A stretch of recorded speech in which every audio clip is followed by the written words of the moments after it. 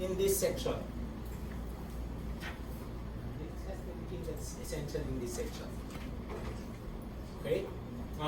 Question. O, papasadahan natin. Okay? Papasadahan natin. 1179. Every obligation whose performance does not depend upon a future, a certain event, or a past event unknown to parties is demandable at once. Why? Because it's pure. Diba? It's pure. Why? A pure obligation is just that. The obligation. Period. No ifs, no buts, no when. Diba? Pag sinabi sa'yo ng friend mo, siya, ibigay kita sa Starbucks. Ano sabihin mo? Ano sabihin mo? G, pare. Halika, ilibig kita mo ng Starbucks. Oh. What would you say? G. What did you say? G. Diba? Kara, nasaan? Starbucks. Masabi mo, nilibig mo ako eh. Saan Starbucks? Why? No ifs, no buts, no conditions. Diba? In fact, hindi niya sinabing bukas. Basta ililibre ka na. Diba? Therefore, you can ask immediately, nasaan Starbucks ko? Right? Kuha? Oh, pure. Okay? Now, please note, this is the definition of a condition. What's a condition? Condition is a future or uncertain event or a past event unknown to the parties. The future or uncertain event is easy. Diba? I promise to pay you 5,000 pesos if it rains next week. Diba? It's a condition. Bakit? Hindi natin alam kung ulan next week o hindi. Right? Right? Oh. How about the past event unknown to the parties? How can a past event be a condition? Can something that happened in the past be a valid condition? Can you imagine an event which happened in the past being a valid condition? Can you? Or is there one?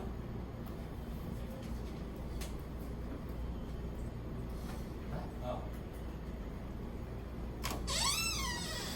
Okay, is there? Oh. Sino dito ang nanonood ng boxing ni Pacquiao?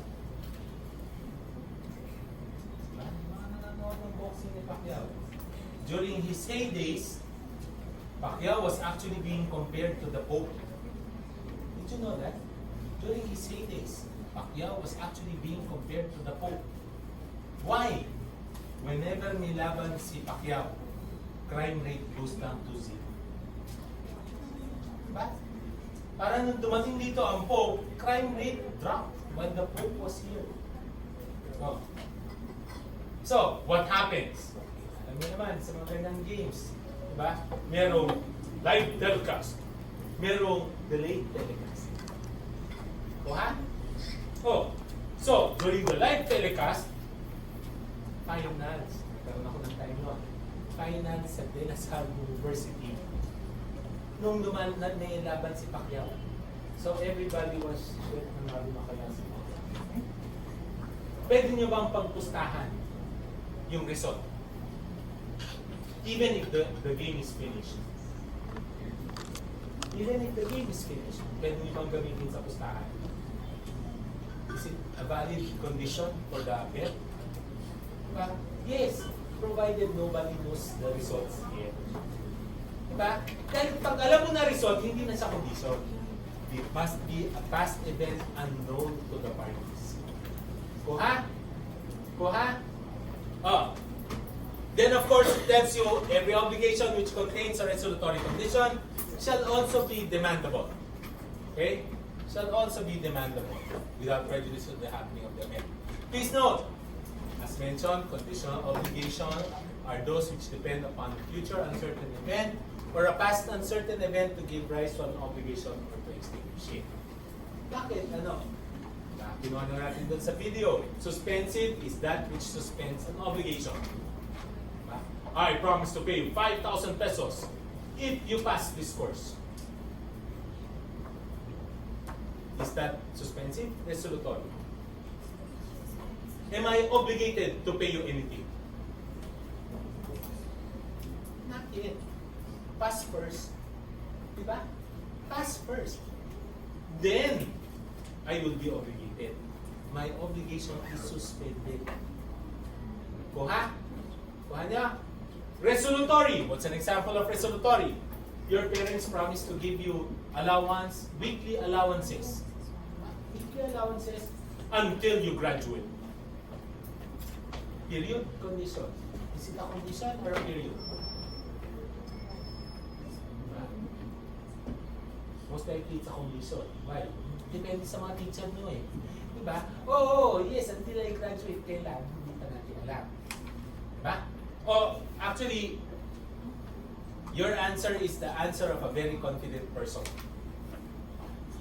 Okay, let me put it this way. Yeah, we will go to that later. Essentially, the obligation of your parents to keep giving you allowance will end when you graduate. Diba? Upon graduation, sorry, look for a job. No more allowance. Right? Resolutory. Kuha? So, what are the obligations that are demandable at once? Pure or subject to a resolutory condition, which is yung graduation. Hanggang hindi ako nag-graduate, diba? You get allowance. Diba? Oh. Or resolutory period. Okay? Followed? Kuha? Kuha? Oh. Please note, 1180 then tells you, when a debtor binds himself to pay when his means permit him to do so, obligation shall be deemed one with a period, subject to the provision of 1197. Okay? What's a period? An obligation with a period is one that depends on a future certain event to give rise to or extinguish an obligation. Okay? So, katulad doon, if I tell you, I promise to pay you 5,000 pesos if you pass this course. Period, condition. Period, condition. I promise to pay you 5,000 pesos if you pass this course. Period, condition. Bumubulong kayo, hindi ko mabinig ko. What? Period, condition. Ha? Condition? So little faith on himself. I like her confidence. Period. It's sure to happen. Huh? It will happen. I just don't know when, but it will happen. Oh, ha? Oh, but actually the answer is it's a condition. Huh? It's a condition. Why? It doesn't depend purely on you. Depends also on you. Oh, ha? Followed? So it's a condition. However, in this particular case, it sounds like a condition, but it's not. Diba? I promise to pay when my means permit me to do so. What's another example? I promise to pay little by little. I promise to pay as soon as possible. Diba? I promise to pay from time to time. I promise to pay anytime I have money. I promise to pay in partial payments. Or I promise to pay when I'm in a position to pay. These are all periods. They're not conditions. Bakit? Because this will all depend upon, that will always happen. He will always have the money. The question is, does he want to pay? So, does he really want to pay? If he will be really in good faith, that's not a condition. That's a period. Followed? Kuha? So, that's 80. Question. 80. We go 81. 81. In conditional obligation, acquisition of rights as well as the extinguishment or loss of those already acquired shall depend upon the happening of the event which constitutes the condition. Which we know. Diba? Pag pumasa ka, then you have 5,000. Or pag graduate ka, then you lose your allowance. The condition will determine whether or not the obligation arises or is extinguished. Kuha? Kuha? 82. When the fulfillment of the condition depends upon the sole will of the debtor, conditional obligation shall be void. Okay? If it depends upon chance or the will of a third person, obligation shall take effect in conformity of the condition of this code. At this point, we start looking at what are the different conditions. Okay? Classification of conditions as to effect. Suspensive, resolutory. Kinuha na natin yan. Diba? Form, express or implied. Express means stated outright. I promise to pay 5,000 pesos if you pass this course. Diba? We know what the condition is, pass this course. Right? Oh. Implied. How can you have an implied condition? I promise to pay you 5,000 pesos if you pass Coblaw 2. Diba? Sir, di ba express yun? Oo, pero it implies that you will have to pass Coblaw 1 first. Diba? Because you cannot take Coblaw 2 if you don't pass Coblaw 1. Kuha? Kuha niya? So, implied yun, yung Coblaw 1. Oh, number 3, as to possibility, possible or impossible. We will tackle that later. This article deals with this one, as to cause or origin. Okay? As to cause or origin. It tells you, condition can come from 3 sources. Or the fulfillment of an obligation can come from 3 sources. What are these? 1, potestative condition. 1 dependent upon the sole will of one of the parties. Diba? I promise to pay you 5,000 pesos if you arrive on time. Diba? If you arrive on time. So, upon whom is the condition dependent on? Diba? Sa inyo. You want the 5,000 pesos? You come early. Diba? Oh, I promise to pay you 5,000 pesos if I am early tomorrow. Dependent upon me. Potestative. Kuha? Unfortunately, my condition is void. Bakit? Bakit ako papasok na maaga? To pay you 5,000? Diba? Hindi katulad yung dependent upon your will, gusto mo nung 5,000, pumasok ka na maaga. Followed? Kuha? So, the moral of the story there is not all potestative conditions create void obligations. Only those which are dependent upon the sole will of the debtor are void. Kuha? Kuha? Oh, the other 2, casual condition or mixed condition, they produce valid obligations. Kuha? So, casual, dependent upon the will of a third person or by chance. Diba? I promise to pay you 50,000 pesos if Brother Oka declares a holiday next week. Diba?